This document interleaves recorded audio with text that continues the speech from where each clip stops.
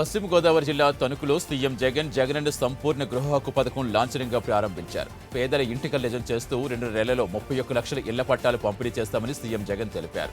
ఇల్లు మానవ సుఖ సంతోషాలకు సజీవ సాక్ష్యమన్నారు. తన పుట్టినరోజున ఒక మంచి కార్యక్రమానికి శ్రీకారం చుట్టడం సంతోషంగా ఉందన్నారు. ప్రతి పేదవాడి సొంతింటి కల ఓ అన్నగా సాకారం చేస్తున్నట్టుగా సీఎం జగన్ స్పష్టం చేశారు.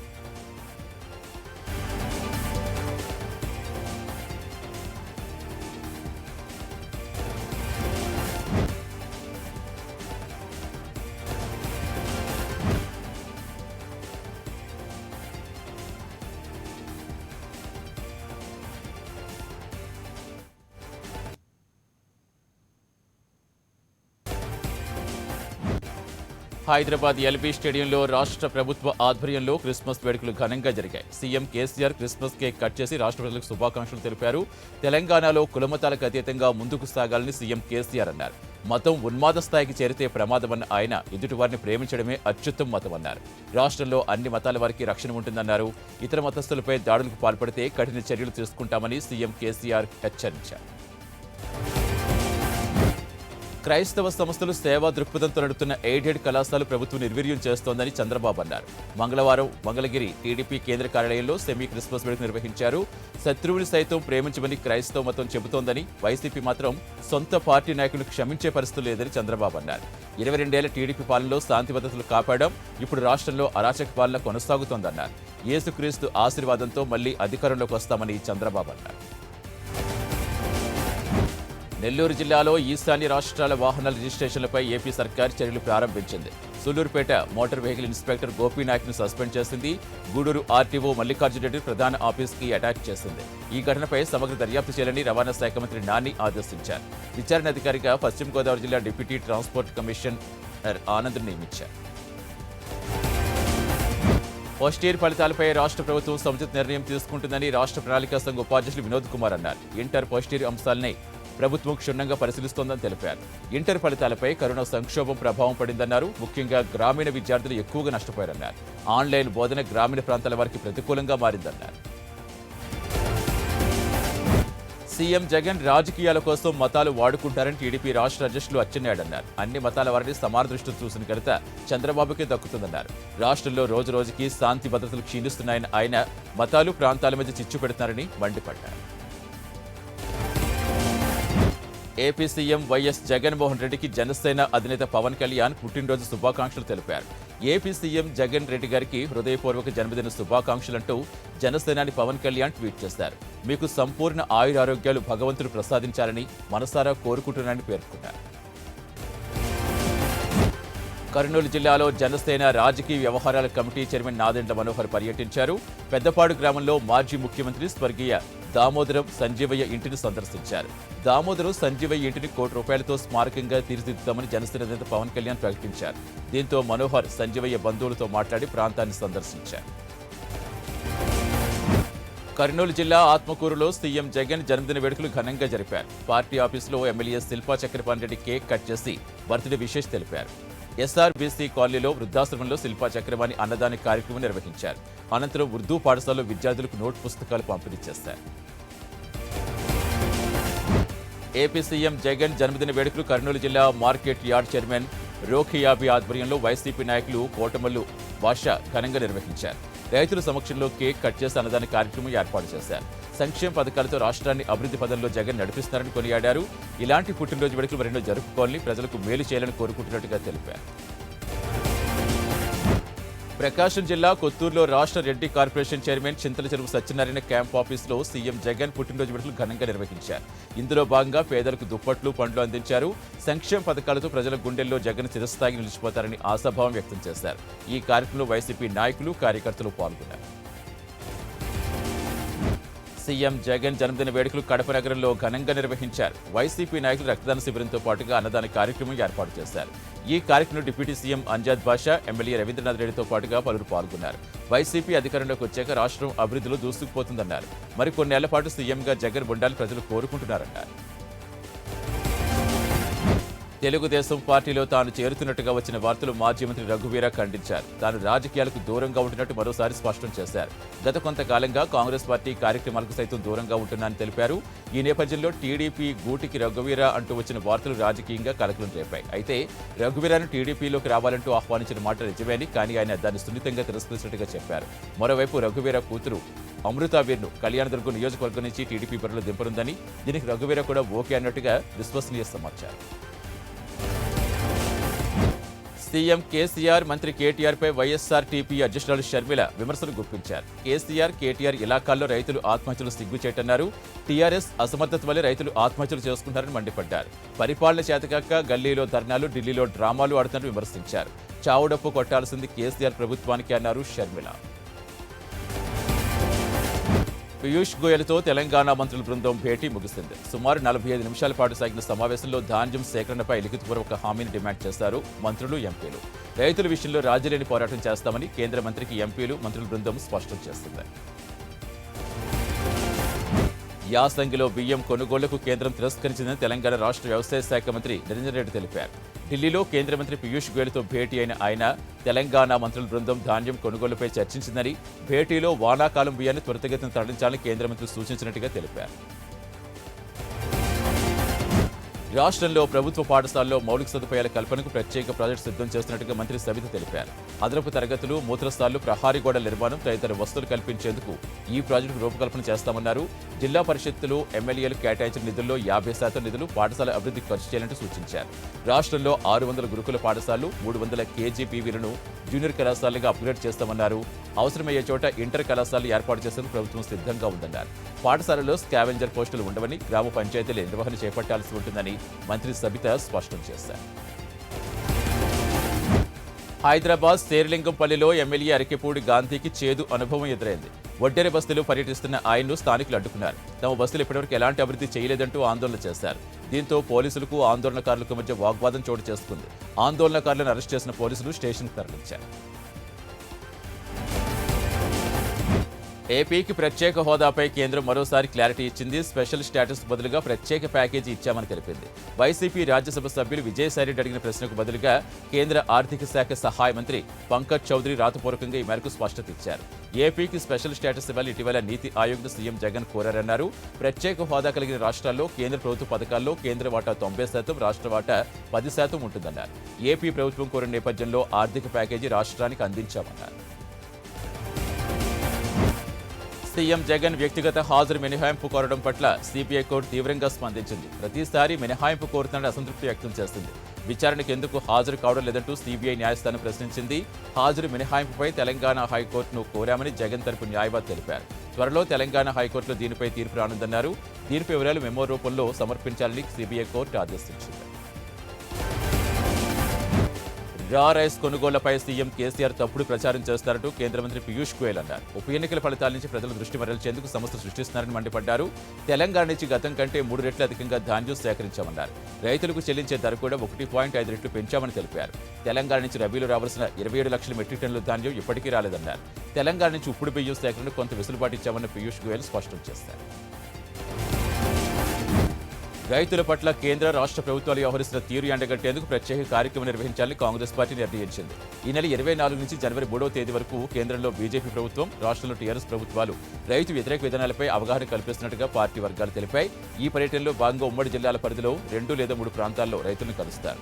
రచ్చబండపై వారితో మాట్లాడి పూర్తి స్థాయిలో వారి సమస్యలు అవగాహన చేసుకోవడానికి ప్రత్యేక కార్యాచరణ రూపొందిస్తున్నట్టుగా పార్టీ నాయకులు తెలిపారు.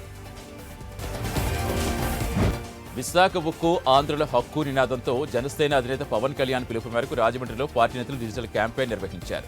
జనసేన కొత్తపేట ఇన్ఛార్జ్ బండారు శ్రీనివాస్తో కలిసి Amalapuram parliament incharge DMR Shekhar campaign చేపట్టారు.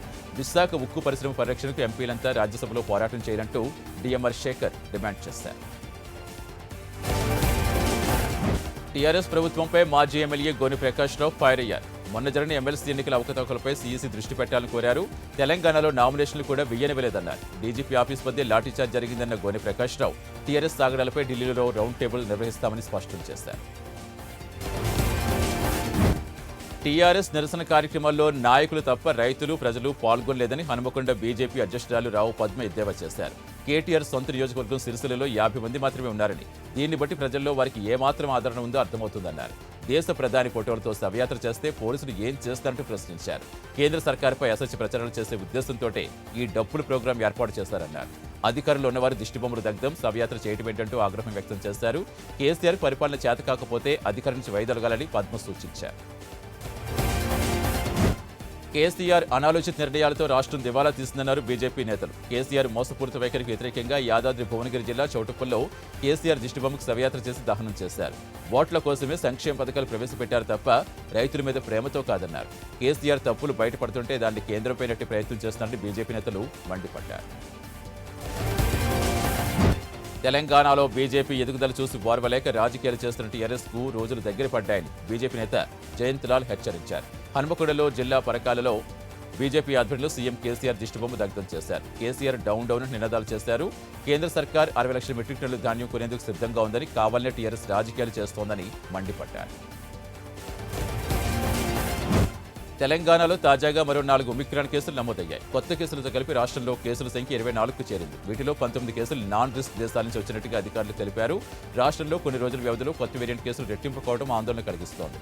ఒమిక్రాన్ కేసుల్లో దేశంలో ఢిల్లీ, మహారాష్ట్ర చెరో 54 కేసులతో ప్రథమ స్థానంలో ఉంటే తెలంగాణ 24 కేసులతో రెండో స్థానంలో ఉంది. దేశంలో మొత్తం ఒమిక్రాన్ కేసుల సంఖ్య 200 దాటేస్తుంది. ప్రకాశం జిల్లా ఒంగోలుకు చెందిన వైఎస్ఆర్సీపీ కార్యకర్త సుబ్బారావు గుప్తాపై దాడికి పాల్పడ్డ సుభారిని అరెస్ట్ చేశారు పోలీసులు. మంత్రి బాలినేనిపై చేసిన వ్యాఖ్యల నేపథ్యంలో వైసీపీ నాయకులు సోమిశెట్టిపై దాడికి పాల్పడ్డారు. ఈ ఘటనకు సంబంధించిన వీడియో సోషల్ మీడియాలో వైరల్ కావడంతో పోలీసులు స్పందించారు. సోమిశెట్టిపై దాడికి పాల్పడ్డ సుభారిని గుర్తించి అరెస్ట్ చేసినట్టుగా డీఎస్పీ నాగరాజు తెలిపారు. మేడ్చల్ జిల్లా జీడిమెట్టలో CMD waste management plant standing కమిటీతో కలిసి జీహెచ్ఎంసీ మేయర్ విజయలక్ష్మి పరిశీలించారు. ఇప్పటి వరకు ఈ ప్లాంట్ ద్వారా 8 లక్షల టన్నుల డెబ్రస్ తీసుకొచ్చామని, అందులో 2 లక్షల టన్నుల డెబ్రస్ ను ప్రాసెసింగ్ చేస్తామని తెలిపారు. నగరానికి దక్షిణోత్తర ప్రాంతాల్లో మరో 2 ప్లాంట్లు ఏర్పాటు చేయబోతున్నట్టుగా చెప్పారు. ఇప్పటికే జీడిమెట్ల, పతుల్లగూడ ప్లాంట్ల ద్వారా జీహెచ్ఎంసీ పరిధిలో 17 సర్కిల్ నుంచి డెబ్రస్ సేకరిస్తున్నామని, త్వరలో మిగతా సర్కిల్స్ నుంచి కూడా సేకరిస్తామని స్పష్టం చేశారు. తెలంగాణ ప్రభుత్వం ప్రజలు మభ్యపెట్టే ప్రయత్నం చేస్తోందని బీజేపీ నేత రాజిరెడ్డి ఆరోపించారు. వరిధాన్యం కొనుగోలుపై కావాలని టీఆర్ఎస్ రాద్ధాంతం చేస్తోందని మండిపడ్డారు. చిత్తశుద్ధి ఉంటే రాష్ట్ర ప్రభుత్వం ఇచ్చిన హామీలు నెరవేర్చాలని డిమాండ్ చేశారు. కేసీఆర్ నీచ రాజకీయాలు చేస్తూ మోడీపై బురజల్లే ప్రయత్నం చేస్తున్నారని, రాబోయే రోజుల్లో ప్రజలు టీఆర్ఎస్కు తగిన బుద్ధి చెబుతారని హెచ్చరించారు.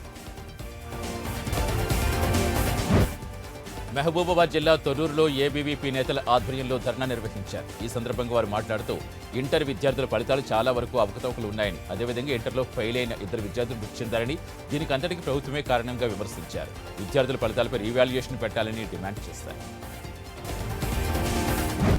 హైదరాబాద్లో ఇంటర్ బోర్డు ముందు ఏబీవీపీ, వైఎస్ఆర్ తెలంగాణ పార్టీ నేతలు ఆందోళనకు దిగారు. బోర్డు ఆఫీస్ ముందు కేసీఆర్ డౌన్ అంటూ నినాదాలు చేశారు. ఇంటర్ ఫస్ట్ ఇయర్ ఫెయిల్ అయిన విద్యార్థులకు న్యాయం చేయాలంటూ వైఎస్ఆర్టీపీ నేతలు డిమాండ్ చేశారు. విద్యార్థుల సమస్యలపై స్పందించని విద్యాశాఖ మంత్రి రాజీనామా చేయాలంటూ డిమాండ్ చేశారు.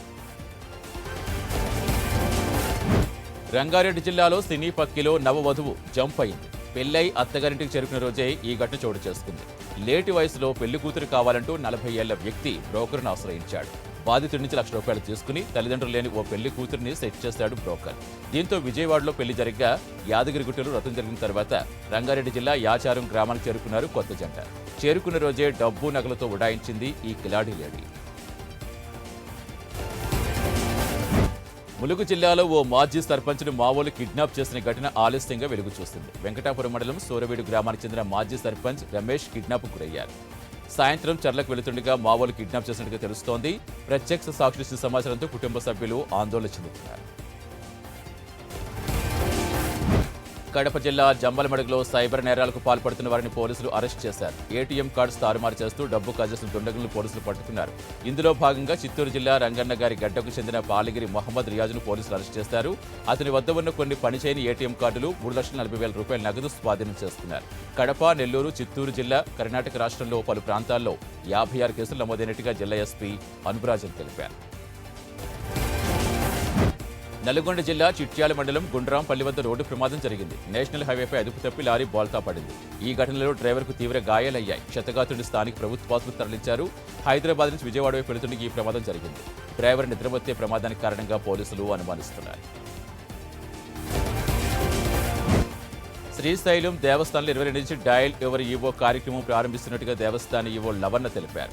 రాష్ట్ర దేవాదాయ శాఖ ఆదేశాలతో కార్యక్రమం నిర్వహిస్తున్నట్టుగా ఈవో చెప్పారు. ఈ డయల్ యువర్ ఈవో కార్యక్రమం ద్వారా ప్రతి బుధవారం ఉదయం 11 గంటల నుంచి 12 గంటల వరకు భక్తులతో ఫోన్లో మాట్లాడేందుకు అందుబాటులో ఉంటామన్నారు. దీనికోసం ప్రత్యేకంగా ఫోన్ నెంబర్ ఏర్పాటు చేసినట్టుగా తెలిపారు. భక్తులు తమ సలహాలు, సూచనలు తమకు తెలియజేయవచ్చన్నారు. సంక్షేమ అభివృద్ధి ఫలాలు ప్రజలకు అందకుండా ప్రతిపక్షం అడ్డుకుంటుందని అదీప్ రాజు ఆరోపించారు. విశాఖ జిల్లా పెందుర్తిలో సీఎం జగన్ జన్మదిన వేడుకల్లో పాల్గొన్న ఎమ్మెల్యే ప్రజలు మభ్యపెట్టేందుకు టీడీపీ కొత్త రాజకీయం తెరపైకి తీసుకొస్తుందని ఎద్దేవా చేశారు. అనంతరం మొక్కలు నాటి రక్తదానం చేసిన అభిమానుల సమక్షంలో కేక్ కట్ చేశారు. వరంగల్ కేంద్రంగా నకిలీ సర్టిఫికేట్స్ తయారు చేస్తున్న ముఠాను పోలీసులు అరెస్ట్ చేశారు. దేశంలో గుర్తింపు కలిగిన వివిధ విశ్వవిద్యాలయాలకు సంబంధించిన నకిలీ సర్టిఫికేట్స్ తయారు చేసి వాటి ద్వారా విద్యార్థులు విదేశాలకు తరలిస్తున్నట్టుగా పోలీసులు తెలిపారు. మొత్తం 12 మంది సభ్యులను అరెస్ట్ చేయగా 3 పరారీలో ఉన్నట్టుగా చెప్పారు. ముఠా సభ్యుల నుంచి దేశంలో వివిధ యూనివర్సిటీలకు సంబంధించిన 212 నకిలీ సర్టిఫికేట్లు, వాటిని తయారు చేసేందుకు ఉపయోగించిన సామాగ్రి, 12 సెల్ ఫోన్లు స్వాధీనం చేస్తున్నట్టుగా చెప్పారు. హైదరాబాద్లో బసవతారకం క్యాన్సర్ ఆసుపత్రిలో సెమీ క్రిస్మస్ వేడుకలు ఘనంగా నిర్వహించారు. ఈ కార్యక్రమానికి బసవతారకం ఆసుపత్రి chairman, managing trustee Nandamuri Balakrishna హాజరయ్యారు. కేక్ కట్ చేసి క్రైస్తవులకు శుభాకాంక్షలు తెలిపారు. ప్రపంచంలో అన్ని ప్రాణుల పట్ల దయాకరుణతో మెలగాల్ని ఉద్బోధించిన మహనీయుడు జన్మించిన సుదినం క్రిస్మస్ అని వివరించారు. సాటి మనిషిని, ప్రాణిని ప్రేమించలేనివాడు ఎన్ని ప్రార్థనలు చేసినా వ్యర్థమని ఆయన చెప్పిన మాటను ఏ మతం కూడా కాదనలేదని బాలకృష్ణ తెలిపారు. అనుమానంతో కట్టుకున్న భార్యనే కడ తీర్చాడు భర్త. అనంతరం తాను కూడా ఆత్మహత్య చేసుకున్నాడు. ఈ దారుణ ఘటన గుంటూరు జిల్లాలో చోటు చేసుకుంది. పొన్నూరు మండలం పచ్చల తాడిపరిలో మనీషాపై ఆమె భర్త యేసుబాబు అనుమానం పెంచుకున్నాడు. ఈ క్రమంలో ఇద్దరి మధ్య గొడవ జరగగా రోకలి బండతో భార్యను కొట్టాడు. ఆమెను గమనించిన కుటుంబ సభ్యులు ఆసుపత్రి తరలించగా చికిత్స పొందుతూ మృతి చెందింది. అనంతరం యేసుబాబు రివర్స్గా ఆత్మహత్య చేసుకున్నాడు. ఈ ఘటనపై కేసు నమోదు చేసిన పోలీసులు దర్యాప్తు చేపట్టారు. ఖమ్మం జిల్లాలో కరోనా కలకలం రేపింది. మామిళ్లగూడెం ప్రభుత్వ ఉన్నత పాఠశాలలో ఉపాధ్యాయుడి కరోనా పాజిటివ్గా నిర్ధారణ అయింది. గత కొన్ని రోజులుగా టీచర్ జలుబుతో బాధపడుతున్నారు. విషయం తెలుసుకున్న ప్రాథమిక ఆరోగ్య సిబ్బంది పరీక్షలు చేయగా కరోనా కన్ఫర్మ్ అయింది. దీంతో విద్యార్థులు కరోనా టెస్ట్ చేస్తామని, అలాగే పాఠశాలను శానిటైజ్ చేస్తామని హెడ్ మాస్టర్ తెలిపారు. ఉత్తరాది రాష్ట్రాలు చలికి గజగజ వణికిపోతున్నాయి. పలు రాష్ట్రాల్లో ఒక్కసారిగా ఉష్ణోగ్రతలు భారీగా పడిపోయాయి. రాత్రి సమయంలో సాధారణ కంటే 2 నుంచి 4 డిగ్రీలు తక్కువగా టెంపరేచర్స్ నమోదవుతున్నాయి. ఉత్తర ఈశాన్య దిశల నుంచి గాలులు వీస్తుండటంతో తెలుగు రాష్ట్రాల్లో కూడా చలి పంజా విసురుతోంది. ఏజెన్సీలో పలు ప్రాంతాల్లో ఉష్ణోగ్రతలు భారీగా తగ్గిపోయాయి. కొమరం భీం జిల్లా గిన్నెదరలో 3.7 డిగ్రీలు, సిర్పూర్లో అత్యల్పంగా 6 డిగ్రీల ఉష్ణోగ్రత నమోదైంది. మరోవైపు హైదరాబాద్ను కూడా చలి వణికించేస్తోంది. మరో 3 రోజుల పాటు తీవ్ర చలిగాలు పెరుగుతాయని వాతావరణ శాఖ వెల్లడించింది. భద్రాద్రి కొత్తగూడెం ఇల్లందులో రోడ్డు ప్రమాదం జరిగింది. మస్తివాగు పంచాయతీ పిల్లలమర్రి ప్రాంతంలో ట్రాక్టర్, బైక్ ఢీకొన్నాయి. ఈ ప్రమాదంలో భానుప్రకాష్ అక్కడికక్కడే మృతి చెందగా ఆసుపత్రిలో చికిత్స పొందుతూ శ్రీనివాస్ మృతి చెందాడు. స్థానికుల సమాచారంతో సంఘటనా స్థలికి చేరుకున్న పోలీసులు మృతులు జంగాపల్లికి చెందిన వారిగా గుర్తించారు. అనంతరం కేసు నమోదు చేసి దర్యాప్తు చేపట్టారు. గుంటూరులో వైసీపీ కార్యకర్తలు అరాచకం సృష్టించారు. టీడీపీ కార్యకర్త వెంకటనారాయణపై పెట్రోల్ పోసి నిప్పంటించారు. అతని పరిస్థితి విషమంగా ఉన్నట్టుగా తెలుస్తోంది. స్థానికుల సహాయంతో జీజీహెచ్ ఆసుపత్రి తరలించారు. హోంమంత్రి సొంత నియోజకవర్గం పత్తిపాడు మండల పరిధిలో బోయపాలెం జాతీయ రహదారిపై ఈ ఘటన చోటు చేసుకుంది. వైసీపీ శ్రేణులు మద్యం మత్తులో చంద్రబాబును దూషించడంతో అక్కడే ఉన్న వెంకటనారాయణ వారిని అడ్డుకున్నాడు. దీంతో వెంకటనారాయణపై మద్యం సీసాలతో దాడి చేసి పెట్రోల్ పోసి తగలపెట్టే యత్నం చేశారు. దీంతో స్పృహ కోల్పోయిన వెంకటనారాయణ గుంటూరు జీజీహెచ్ తరలించారు. పోలీసులు కేసు నమోదు చేసి దర్యాప్తు చేపట్టారు. గుంటూరు జిల్లా తాడిపరిలో ఓ వ్యక్తి భార్యను హత్య చేసి తాను కూడా ఆత్మహత్య చేసిన ఘటన మరొక ముందే మరో ఘటన చోటు చేసుకుంది. చేబ్రోలు మండలం షేకూరులో భార్యపై అనుమానంతో హత్య చేసిన ఉదంతి వెలుగు చూస్తుంది. భార్యను స్తంభాన్ని కట్టేసి తలపై కొట్టి హింసించాడు. ఆ తర్వాత కండువతో ఉరివేసి చంపాడు. అనంతరం తాను పురుగుల మందు తాగి ఆత్మహత్య చేసుకున్నాడు. అది గమనించిన స్థానికులు అతన్ని ఆసుపత్రి తరలించారు. ప్రస్తుతం అతని పరిస్థితి విషమంగా మారింది. నల్గొండ జిల్లా నిడమానూరు మండలం బొక్కమంతలపాడులో భార్యాభర్తల వివాదం అత్త ప్రాణాలు తీసింది.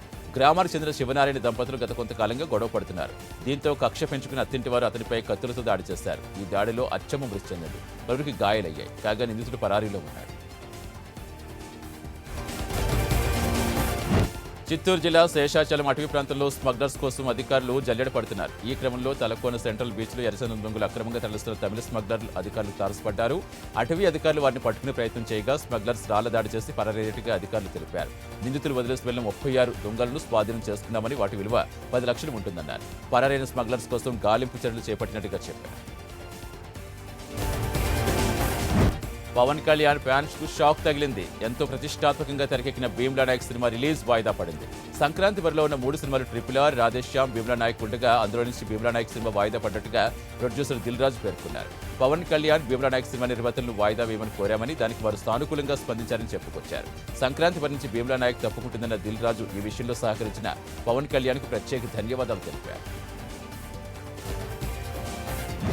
ప్రధాని మోడీ 1,60,000 మహిళా స్వయం సహాయక సంఘాల సభ్యుల ఖాతాలకు 1,000 కోట్ల రూపాయలు బదిలీ చేశారు. ఉత్తరప్రదేశ్లో ప్రయాగ్రాజ్లో ఏర్పాటు చేసిన బహిరంగ సభను ఉద్దేశించి మోడీ మాట్లాడారు.